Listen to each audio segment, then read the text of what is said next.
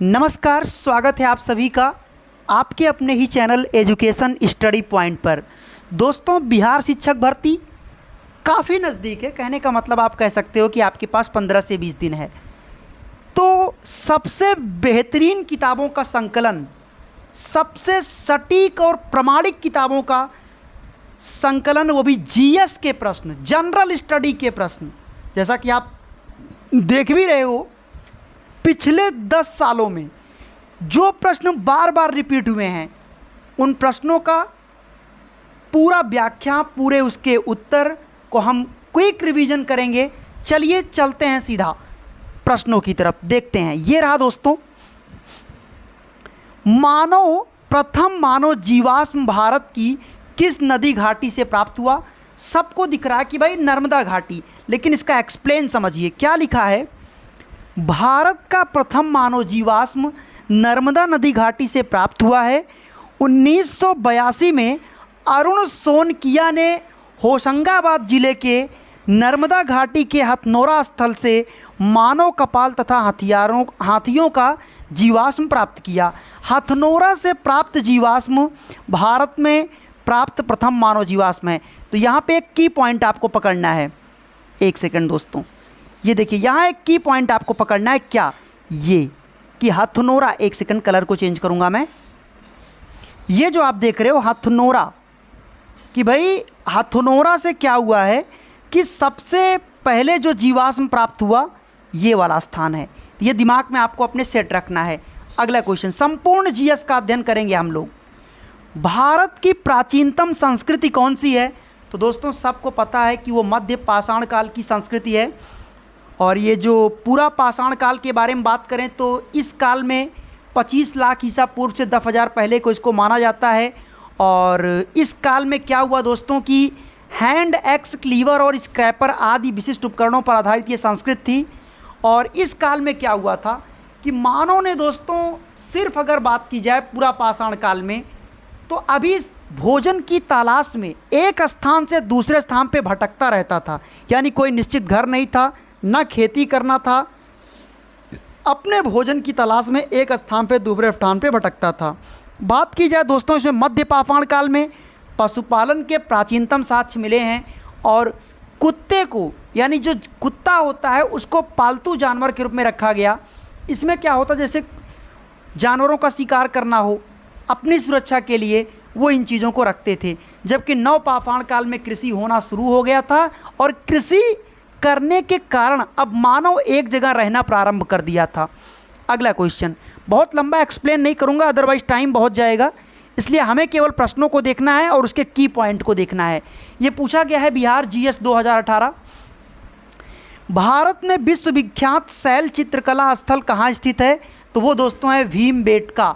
भीमबेटका में विश्वविख्यात शैल चित्रकला स्थित है। अब इसके बारे में थोड़ा सा आप एक्सप्लेन भी समझो। क्या लिखा गया है? भारत में विश्वविख्यात शैल चित्रकला स्थल भीमबेटका है। यह भारत के मध्य प्रदेश के रायसेन जिले में स्थित है। ये इंपॉर्टेंट पॉइंट है कि ये कहाँ पे है? मध्य प्रदेश के रायसेन जिले में स्थित है। एक पूरा पाषाणिक आवासीय पूरा स्थल में ये निर्मित है। यह आदि मानव द्वारा बनाए गए शैल चित्रों और शैलाश्रयों के लिए प्रसिद्ध है। ये चित्र भारतीय उपमहाद्वीप में मानव जीवन के प्राचीनतम चिन्ह हैं। चलिए अगली बात करते हैं नेक्स्ट क्वेश्चन की। जो की पॉइंट होगा केवल उतने पर हम चर्चा करेंगे। यानी कि प्रथम मनके के निर्माण का प्रमाण किस स्थल से प्राप्त हुआ? ये मनके होता क्या है, इसके भी बारे में जानेंगे। हालांकि ये पाटने से प्राप्त हुआ। अब पूरा एक्सप्लेन इस प्रश्न के बारे में जानो। महाराष्ट्र के पाटने, मेहता खेड़ी, राजस्थान के चंदेसाल, मध्य प्रदेश के रामनगर आदि में प्राप्त शुतुरमुर्ग के अंडों पर की गई चित्रकारी से इसकी पुष्टि होती है। शुतुरमुर्ग के अंडों पर की गई चित्रकारी सबसे पहले 1860 में यूपी के बांदा जिले से मिली, परंतु प्राचीनतम मानव निर्मित चित्रांकन पाटड़े से ही प्राप्त हुआ। इसका केंद्र पाटने एवं भीमबेटका दोनों था। हालांकि पाटने यहाँ से क्या कंफर्म हुआ कि पाटने का स्थान था, एक चित्रकला था, परंतु सर्वप्रथम मनके का निर्माण पाटने में ही हुआ था। आइए अगला क्वेश्चन देखते हैं, चिरांदपुरा स्थल पर किस प्राचीनतम संस्कृति के अवशेष मिले हैं?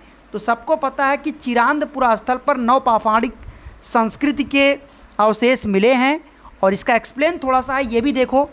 बिहार के सारण जिले में चिराद ग्राम नामक एक छोटी बस्ती के निकट नवपाषाणिक अवशेष प्राप्त हुए हैं 1962।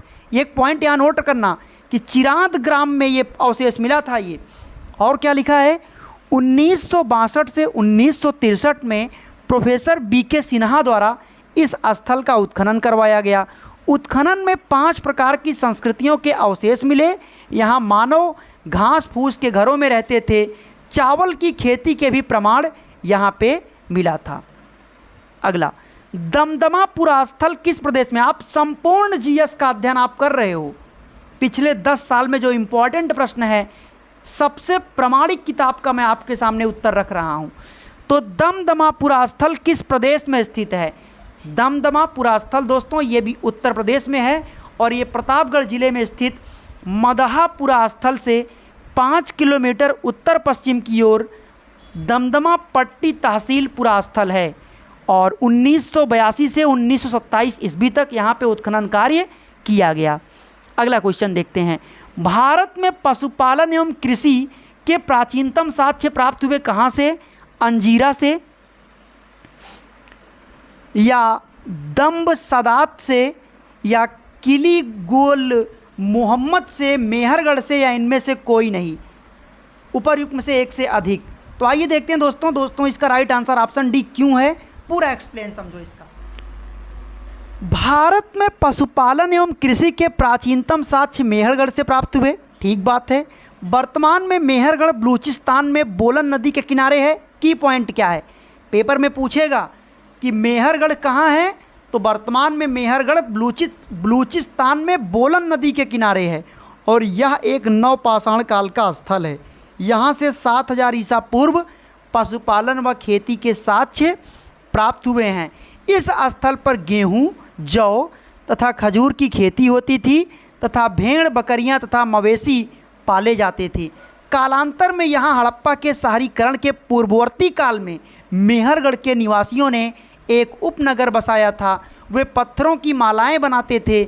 यहाँ के निवासी लाजोवर्दमणि का प्रयोग करते थे, जो केवल मध्य एशिया के बदख्शां में पाया जाता था।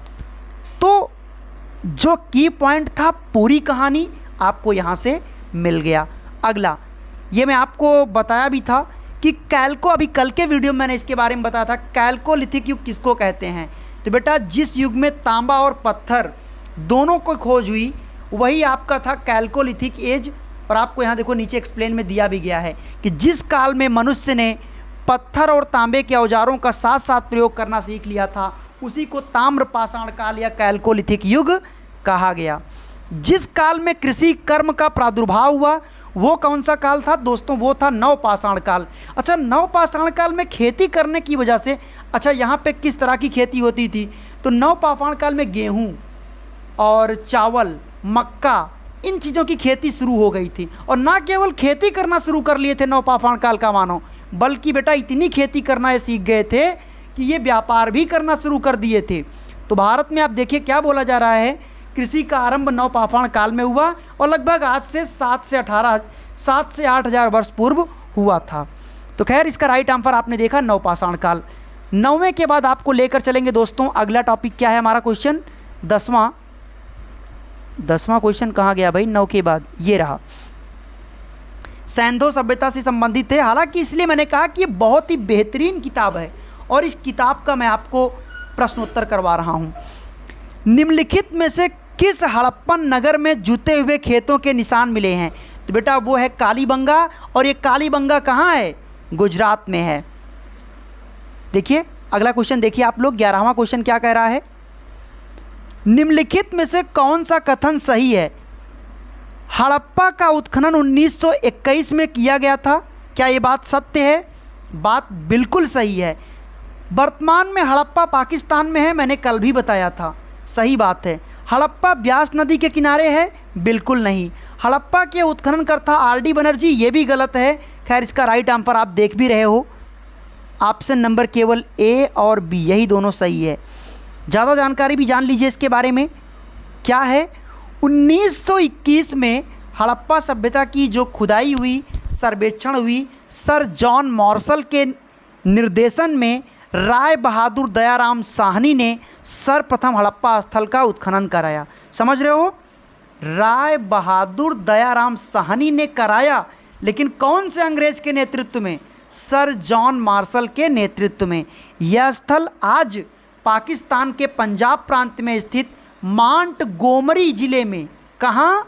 मांटगोमरी ज़िले में। इसीलिए कहा सबसे सर्वश्रेष्ठ किताबों का प्रश्नोत्तर मैं आपको करवा रहा हूँ, तो पूरे वीडियो को वॉच कीजिएगा। एक भी प्रश्न इसके बाहर आ गया तो आप जो कहोगे मैं वो हारने को तैयार हूँ।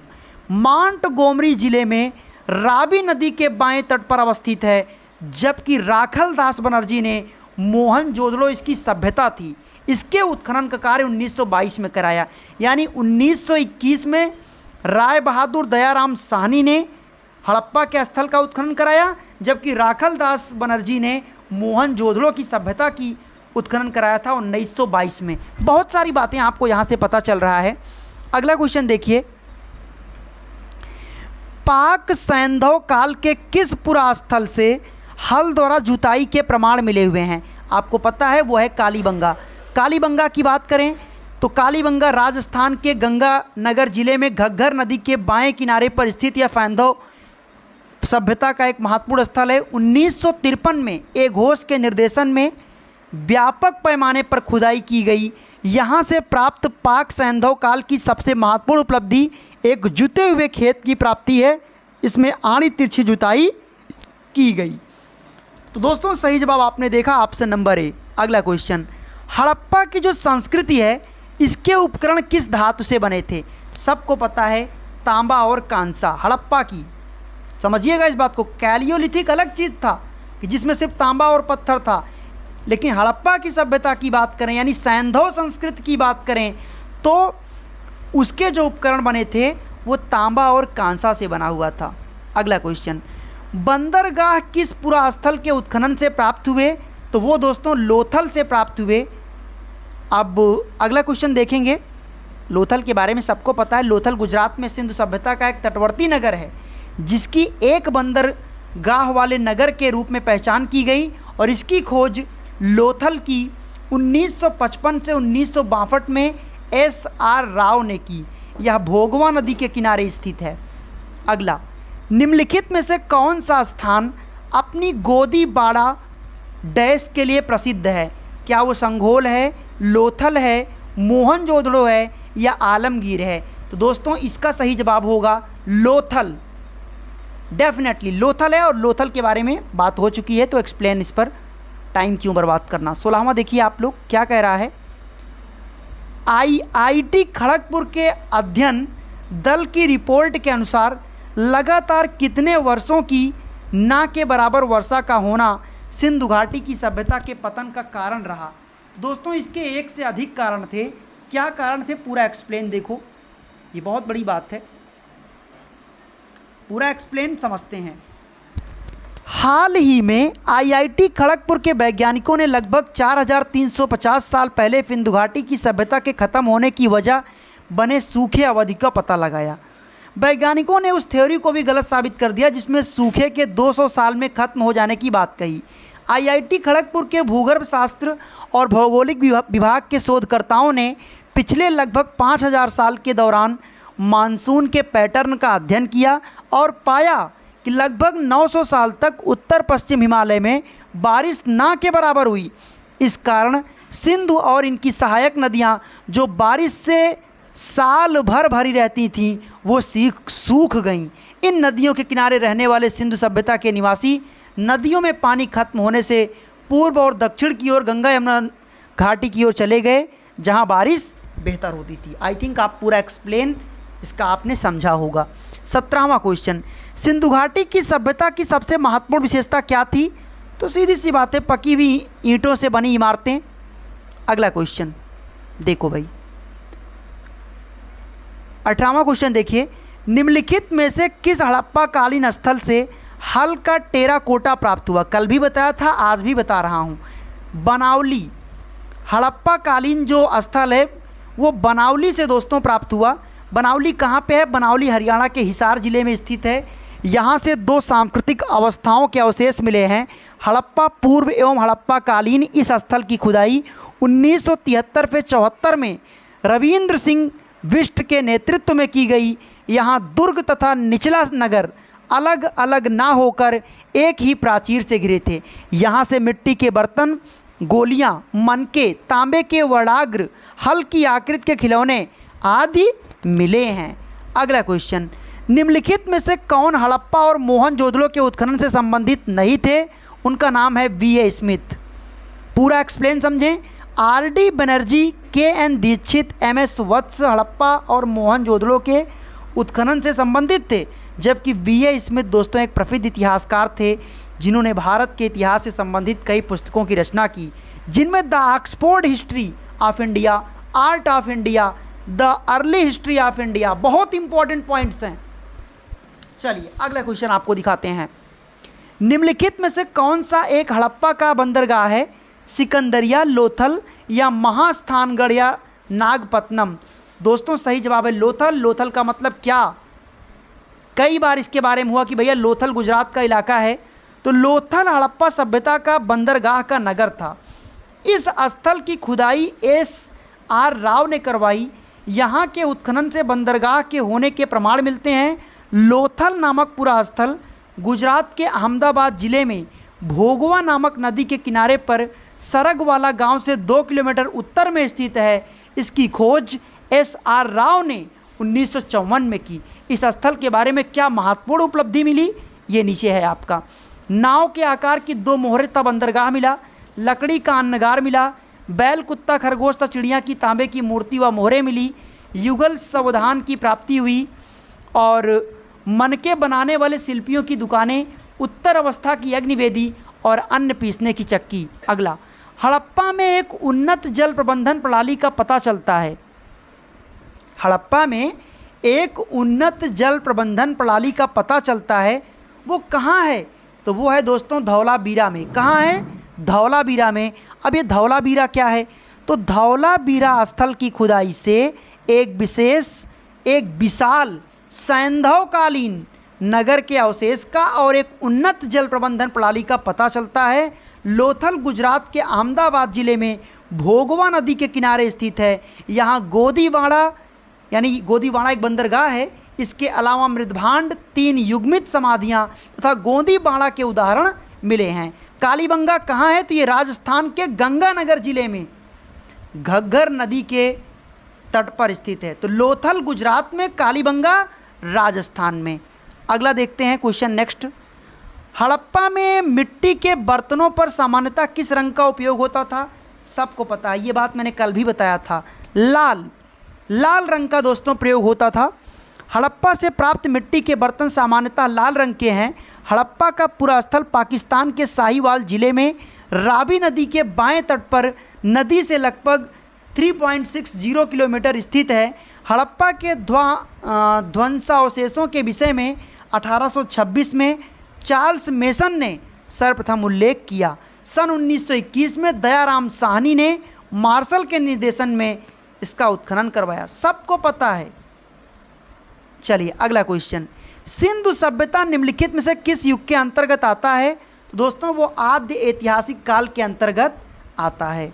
अब ये आद्य ऐतिहासिक काल क्या था ये भी जानिए। तो सिंधु सभ्यता को उसकी लिपि के ना पढ़े जा सकने के कारण आद्य ऐतिहासिक काल, चूँकि आद्य ऐतिहासिक काल का मतलब जिसका कोई लिखित साक्ष्य नहीं था। तृतीय कांस्य काल की ताम्र पाषाणिक सभ्यता, कैलियोलिथिक स्टेज जिसको कहते हैं, रेडियो कार्बन विश्लेषण के आधार पर 2500 ईसा पूर्व में विद्यमान मानी जाती है, किंतु ये सभ्यता अपने उत्कृष्ट काल में 2350 से 1750 ईसा पूर्व तक अर्थात 500 वर्ष तक रही। अगला क्वेश्चन है, सिंधु घाटी की सभ्यता की प्रकृति कैसी थी? नगरीय, ग्राम्य, सबको पता है नगरीय थी। अगला, सिंधु सभ्यता से संबंधित पुरातात्विक स्थल लोथल किस नदी के निकट स्थित है? तो लोथल फिर कह दूं कहाँ? गुजरात में। लोथल कहाँ पे? गुजरात में। और कालीबंगा राजस्थान में। नदी का नाम लोथल, भोगवा नदी के किनारे। लोथल को लघु हड़प्पा कहा जाता है। इसकी खोज A.S. राव ने 1957 में किया था। ये गुजरात के अहमदाबाद जिले में भोगवा नदी के किनारे स्थित है। निम्नलिखित में से किस देश के साथ हड़प्पनों का व्यापारिक संबंध था? तो वो था दोस्तों मेसोपोटामिया की सभ्यता, उनके साथ था। अगला, सिंधु घाटी के लोग कैसे थे? शाकाहारी, मांसाहारी या दोनों? दोस्तों सिंधु घाटी की सभ्यता के लोग शाकाहारी और मांसाहारी दोनों थे। अगला क्वेश्चन, चन्नूदड़ों हड़प्पा संस्कृति से संबंधित एक स्थल है जो कहाँ स्थित है? तो दोस्तों ये सिंध में स्थित है। कहाँ स्थित है इसका एक्सप्लेन जरूर समझो, क्योंकि यहाँ से बहुत सारे क्वेश्चन बन जाएंगे। चन्नूदड़ों वर्तमान में पाकिस्तान के सिंध प्रांत में स्थित है। यह सिंधु नदी के बाएं तट पर स्थित है। इसकी खोज 1934 में अर्नेस्ट मैके एनजी मजूमदार ने की। यहाँ से प्रमुख रूप से मनके बनाने का कारखाना, कान से गाड़ी, वक्राकार ईंट, लिपस्टिक, बिल्ली का पीछा करने हुए कुत्ते का साक्ष्य प्राप्त हुआ है। प्राचीन भारत में द्वितीय नगरीकरण से संबंधित क्षेत्र कौन सा था? तो क्या था वो? सिंधु घाटी या गांगे मैदान? तो सबको पता है गांगे मैदान। इसके बारे में आइए एक्सप्लेन देखिए। प्राचीन भारत में द्वितीय नगरीकरण से संबंधित क्षेत्र गांगे मैदान, जिसको हम लोग उत्तरी काली पालिस के मृदभांड वाला क्षेत्र कहते थे। द्वितीय नगरीकरण का उद्भव महाजनपदों के आविर्भाव के साथ प्रारंभ हुआ तथा मगध साम्राज्य की स्थापना में अपने चरम उत्कर्ष पर पहुंच गया। समुन्नत खाद्य उत्पादन अर्थव्यवस्था मध्य गंगा की जलोढ़ मिट्टी पर सबसे पहले फैलती हुई दिखाई देती है, जिससे न केवल उत्पादकों बल्कि शिल्प एवं व्यापार वाणिज्य क्षेत्रों से जुड़े लोगों का भरण पोषण संभव हुआ। चलिए अब आपका क्वेश्चन आपको दिखाते हैं जो आपका वैदिक सभ्यता से आया है। आपने 3 टॉपिक देख लिया और 3 टॉपिक से 10-10 क्वेश्चन हो गए। अब आइए देखते हैं। इसीलिए मैंने कहा सबसे प्रामाणिक किताबों का प्रश्नोत्तर आपको करवा रहे हैं, तो आपको लास्ट में जो भी वीडियो आपको मैं दे रहा हूं, ये आपको इस वीडियो को पूरा वॉच करना। मन लगे या ना लगे, मन को लगाओगे तभी बात बनेगी। पढ़ाई में तो वैसे भी किसी का मन नहीं लगता। खैर क्वेश्चन पर आते हैं। इसलिए मेरी कोशिश रहती है कि क्लास में अनर्गल बातें कुछ भी ना हो, जिससे आपका ध्यान सिर्फ पढ़ाई पर रहे। तो ऋग्वेद में यज्ञ है तो कितने प्रकार के पुरोहितों का वर्णन है? तो दोस्तों कुल मिलाकर 7 पुरोहित होते हैं। 7 पुरोहितों के नाम देखो, स्क्रीनशॉट बना लो। ऋग्वेद में यज्ञ है तो 7 पुरोहितों का नाम क्या है? अधर्वयु और होता, ब्रह्मा, अग्निध, पोता, नेंटा, प्रशास्ता। स्क्रीनशॉट आई होप आपने ले लिया होगा, है ना? तो चलिए, वेद कितने प्रकार के होते हैं? वेद आपको पता है कि दोस्तों 4 प्रकार का होता है। वेद दुनिया का प्रथम धर्म ग्रंथ है। इसकी संख्या 4 है। ऋग्वेद, यजुर्वेद, सामवेद और अथर्ववेद। ऋग्वेद में होत्र वर्ग के पुरोहित यज्ञ कुंड में अग्नि का आवाहन कर वेद मंत्रों द्वारा देवताओं की स्तुति करते थे। सामवेद में गीतों का गायन होता था। यजुर्वेद में कर्मकांड था, जबकि अथर्ववेद में जादू टोना भूत प्रेत इससे संबंधित था। समझ रहे हो? बहुत इंपॉर्टेंट पॉइंट इसमें आपको दिया गया, ये भी आप लोग स्क्रीनशॉट ले लीजिएगा। अगला प्रश्न 31 के बाद आइए 32 पर। निम्न में से कौन सी नदी सप्त सैंधों में संविष्ट नहीं थी? तो वो है दोस्तों, इसका एक से अधिक उत्तर है। ऋग्वैदिक काल के सप्त सैंधो नदियों में साबरमती नहीं शामिल थी। इस काल में नदियों की संख्या लगभग 25 बताई गई। ऋग्वैदिक काल की प्रमुख नदियां सिंधु, सतलज, रावी, झेलम, चिनाब, व्यास तथा सरस्वती आदि थी। 23वां क्वेश्चन देखिए। प्रसिद्ध 10 राजाओं का युद्ध किस नदी के तट पर लड़ा गया? ये बहुत इंपॉर्टेंट है दोस्तों। ये परुषणी नदी पर लड़ा गया। इसके भी बारे में मैंने कल बताया था। भारत वंश के राजा सुदास तथा अन्य 10 जनों पुरु, यदु, तुर्स, अनु, द्रुह, अनिल, पक्के, भलानस, विषाणिन और शिव के मध्य 10 राज्य युद्ध परुषणी का मतलब होता है वो आज उस नदी का नाम रावी नदी है। तो इस पर लड़ा गया था, जिसमें सुदास को विजय मिली और कुछ समय पश्चात पुरुषों और भरतों के बीच में मैत्री संबंध स्थापित होने से एक नवीन वंश का दोस्तों कुरुवंश स्थापित हुआ। तो अगला क्वेश्चन आपकी स्क्रीन पर आने वाला है। आइए, ऋग्वेद संहिता का 9वां मंडल पूर्णतः किसको समर्पित है? तो ये क्वेश्चन भी कल बताया था, बहुत इंपॉर्टेंट है। सोम और इस पेय पर नामांकित देवता को। तो ऋग्वेद का संपूर्ण 9वां मंडल सोम देवता को समर्पित है। इस मंडल को सोम मंडल भी कहते हैं। विश्व का सबसे प्राचीन ग्रंथ ऋग्वेद है। इसमें 10 मंडल, 1028 सूक्तियाँ हैं, 10,580 मंत्र हैं। इनका 9वां मंडल सोम था, संबंधी 8 मंडलों के सूक्तों का संग्रह है। बोगज कोई, इसके भी बारे में मैंने कल चर्चा आपसे की थी।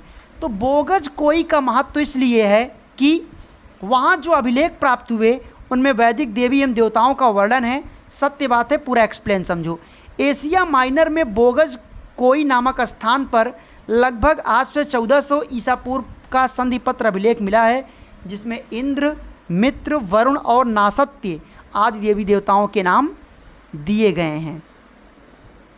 गायत्री मंत्र का जो उल्लेख है वो किस पुस्तक में मिलता है? आप सबको पता है कि ऋग्वेद में मिलता है। सविता यानी देवता की स्तुति में रचा गया गायत्री मंत्र ऋग्वेद के 3 मंडल में स्थित है। इस मंडल के रचयिता कौन है? विश्वामित्र हैं। ऋग्वेद आर्यों का प्राचीनतम और पवित्र स्थल है। ऋग्वेद में देवताओं की स्तुतियों का उल्लेख है।